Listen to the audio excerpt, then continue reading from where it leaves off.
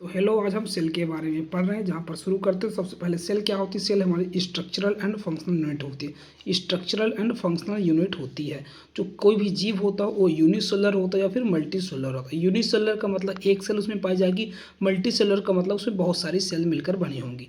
अब इसके बाद आता है नेक्स्ट पॉइंट, जो एनीथिंग लेस देन अ सेल, मतलब सेल से कुछ भी कम है वो इंडिपेंडेंट एग्जिस्टेंस नहीं रहेगा। मान लीजिए कोई भी चीज़ है वो सेल से छोटी है तो वो लिविंग नहीं कहलाएगी, मतलब उसके पास इंडिपेंडेंट एग्जिस्टेंस नहीं रहेगा, मतलब वो अपने आप नहीं रह सकते। जैसे बात करते हैं एक सिंगल सेल है, जैसे मोनेरा के अंदर सिंगल सेल्स होते हैं, उसमें मान लेते हैं बैक्टीरिया हमारा सिंगल सेल होता तो अकेले रह सकता है। बट बैक्टीरिया से नीचे बात करते हैं, जैसे मान लेते हैं वायरस के अंदर सेल नहीं पाई जाती तो वो इंडिपेंडेंट एग्जिस्टेंस नहीं रहता। तो वायरस को जीने के लिए भी क्या चाहिए, या फिर रहने के लिए, रिप्रोड्यूस करने के लिए किसी न किसी जीव की आवश्यकता पड़ती है। यही बोला गया कि एनीथिंग लेस देन अ सेल से कुछ भी कम है वो इंडिपेंडेंट एग्जिस्टेंस नहीं रखेगा।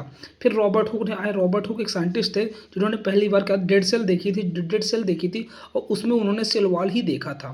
फिर बात करते हैं एंटोनी वन लीवनहॉक, दूसरे साइंटिस्ट आए, उन्होंने पहली बार लिविंग सेल को देखा था।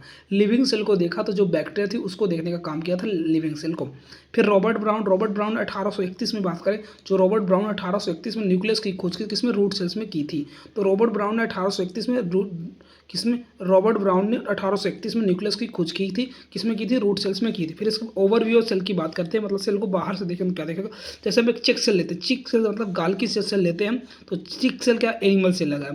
तो एनिमल सेल में जो आउटर मोस्ट लेयर होती है, वो प्लाज्मा मेम्ब्रेन होती है। उस अभी हम पढ़ेंगे प्लाज्मा मेम्ब्रेन क्या होता है, बट जो आउटर मोस्ट लेयर होती है हमारी प्लाज्मा मेम्ब्रेन होती है। अब आते हैं ओनियन पील। जो ओनियन पील होती है, ओनियन पील मतलब जो प्याज का छिलका होता है जिसे बोलते हैं ओनियन पील। तो ओनियन पील एक प्रकार का है प्लांट सेल। तो प्लांट सेल की बात करते हैं, उसमें आउटर मोस्ट क्या पाई जाएगी, सेल वॉल पाई जाएगी। अभी हम सबके बारे में पढ़ेंगे, सेल वॉल क्या है, प्लाज्मा मेम्ब्रेन क्या है। फिर बात करते हैं बैक्टीरिया सेल। जो बैक्टीरिया सेल की बात करते हैं, बैक्टीरिया सेल वहाँ पर जो आउटर मोस्ट लेयर होती है वो हमारी होती है सेल वॉल। ठीक है, तो इस ओवरव्यू ऑफ सेल की बात करते हैं।